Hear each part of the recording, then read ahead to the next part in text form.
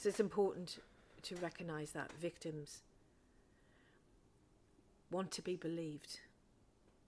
And I think one of the things that I work certainly in the sphere of domestic abuse, how people talk, the language that they use is very important. Because, as you said earlier, people say things like, "Oh, but he's such a canny lad." Yeah. When you say that to a victim about their abuser, that victim hears, "You don't believe me." Yeah. And I think we need to look at that in terms of what we're saying. Yeah. I have a friend who's a hairdresser who's come out of a very abusive marriage. She's been cutting a lady's hair, the same lady, for 20 years. And that lady said to her a couple of months ago, "Oh, I just can't believe he would do that. He's just so nice." Yeah. And that really affected my friend, because what she heard was, this lady who I've been kind to for 20 years doesn't believe me. Yeah. It's funny. I got a friend, obviously we're not naming names or anything like that, but I had a friend who, we went out to the comedy club together, and her boyfriend, you know, he was so nice. Like he would have a laugh, and I met him a few times, and he was one of them guys that you could have a drink with, and it would be a fun night.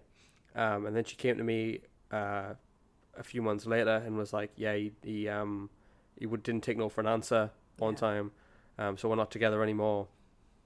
And I don't know whether I said like, "Oh, he's such a nice guy," or whatever, or "I don't understand," kind of thing, like, because it is hard for you on the outside to accept, unless you're in that world, unless you understand it properly. It is hard for you to go, well, how? Because it's two opposite sides, isn't it? Like, you see, like, it's hard for people to assume that, but, you know, I believed it straight away. I was like, if you tell me that's what happened, that's what happened. Do you know what I mean? Like, you're not the kind of person that would just go around making that up, which obviously happens very rarely, that men get, like, set. Like, I've had a friend who it happened to, where the police came and arrested him because he broke up with a girl, and she claimed that he raped her, and he was like, no, it was just like, she was too much for me. I couldn't handle it. I broke up with her. So that's what happened. And obviously it didn't go any further. But it's just when you hear these stories and like about abuse victims not being heard and stuff like that. Obviously, the work you do now, you want people to be heard, and that was the whole point of the book, isn't it? So can you tell me about what is the book made up of primarily?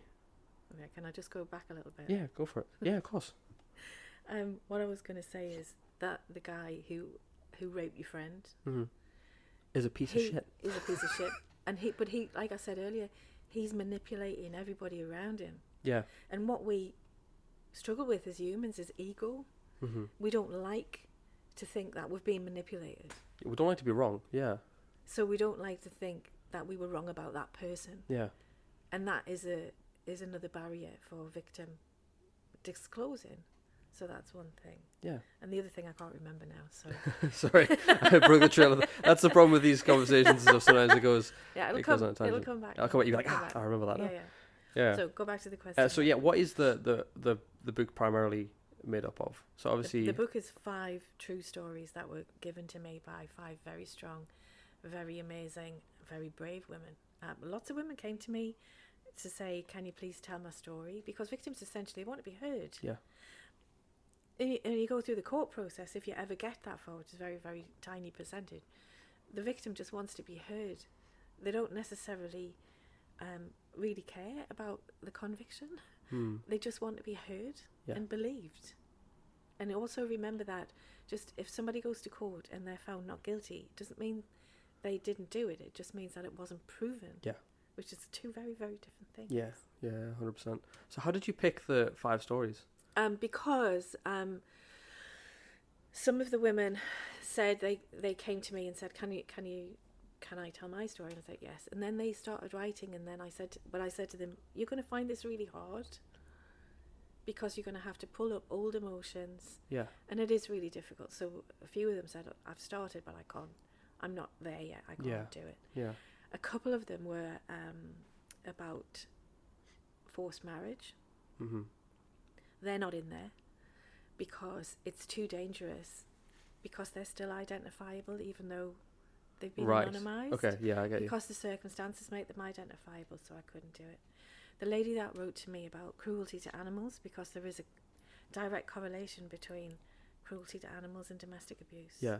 So if you know anybody who's a child who started pulling the wings off flies, that where child it needs starts. to be in therapy. Yeah. That child needs help because they start small. Yeah. And, Well, we watched the Jeffrey Dahmer documentary. I don't know if you've seen that yet. I can't. Yeah, it's a hard watch for a lot of people, and that's how he started as well. Like, obviously, you know, we're talking about abuse here, not, you know, killing people, but yeah, that's how he started. Taxidermy quotes in the, but Yeah. really he was just messed up. So I agree with you 100% there. Yeah, 100%. they need help when they're children, if that's how they're presenting. Yeah, 100%. So the stories came by a process of elimination, really. Mhm. But of the 5, 4 of them started their relationships as teenagers. Interesting. How do They you were think that very young. changed the relationship dynamic if they started as teenagers? Well, the book was written primarily with teenagers in mind, because I thought, well, if I can get to teenagers and teach them, raise their awareness. But then when it was published, turns out big girls don't know what the red flags look like either. Mm-hmm. So now my customer base, if you like, is adults, females who have been through traumatic relationships and who don't trust themselves enough to be in another relationship because their reactions and their emotions of being screwed over by an abuser who's basically minimised their entitlement to feel anything at all. Yeah. Yeah. So you spoke earlier about the scariest time to leave a relation. The most dangerous time for Separation. Yeah. I totally botched that question, but yeah. So can you explain how that works? Well, years ago there was some research done into 50 domestic homicides, and those homicides were analysed. And if you look at Instagram, the crime analyst, she's called Laura Richards.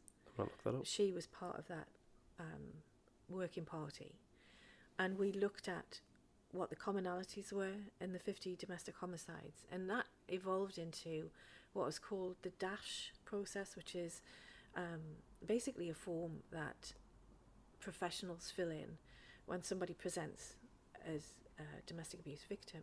It's called a DASH, domestic abuse something, I can't remember. But it turns out there are 5 or 6 really high risk times. Separation is the biggie. Right. You're more likely to die when you've split up. That in the first 3 months, you're more likely to be murdered. Wow. When you leave your abuser, because like I said earlier, when that relationship ends, it doesn't necessarily end. Yeah. And if you want to have a look at a really terrifying but true book, Professor Jane Monckton Smith is also a retired police officer, and she's written a book about control. Interesting. Yeah. And so separation is the biggie for danger.